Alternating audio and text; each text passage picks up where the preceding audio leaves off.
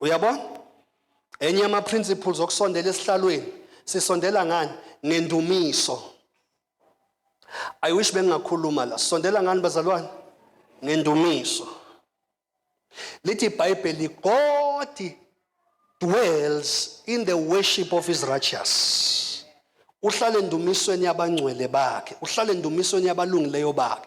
So umzalwane who understands worship, because when you understand worship becomes a throne where God sits. That is why mabehlabelela abazalwane bathi when the praises goes up, the blessings, the favor comes down. Because uma sidumisa sisemhlabeni, you know what you are doing? Sisuke simkhandela indawo yakhe of dwelling phakathi kwabantu.